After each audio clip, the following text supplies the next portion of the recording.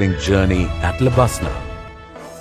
A regular day at the academy begins with physical training, mandatory for all officers on training, to make physical wellness an integral part of their daily routine, as well as instill in them a healthy means of venting out daily stress.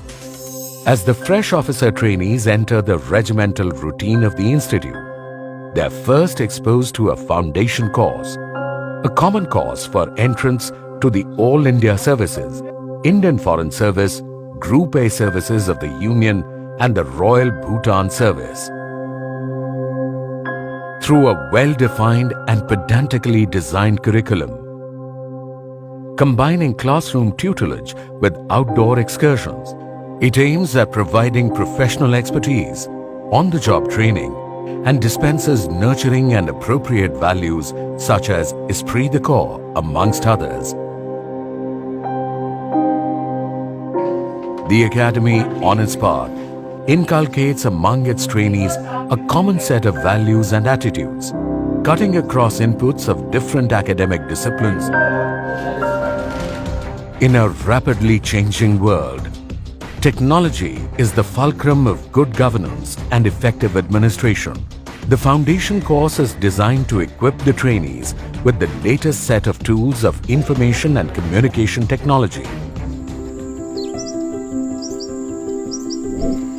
An important component of this course is an experiential village visit, where the OTs are expected to observe and study the ground-level struggles of rural life by actively interacting with the residents and listening with intent. The foundation course is one of the most memorable periods in the lives of civil service officers. After the successful completion of the foundation course, the IAS officer trainees graduate to Phase 1 training. This phase imparts a rigorous coaching of a wide range of subjects, enabling them to handle the many assignments that they shall be responsible for during the first decade of their service. An integral part of Phase 1 is the Bharat Darshan.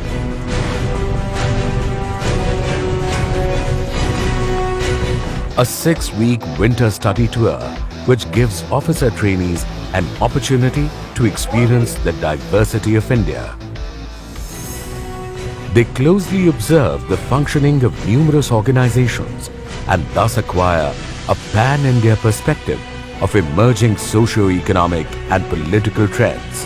The OTs are grouped in a team of 18 to 20 members, where each OT traverses nearly 20,000 kilometers across the length and breadth of the subcontinent, learning on the way his or her emerging role and administrative responsibilities in alliance with other services.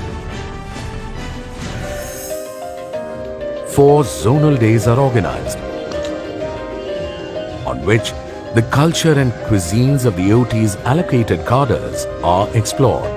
Adding to the fervor is the Sangam, the inter-services meet, a stimulating endeavor by the IAS trainees and varied other civil services of India. Spanning over 3 to 4 days, Sangam fosters camaraderie.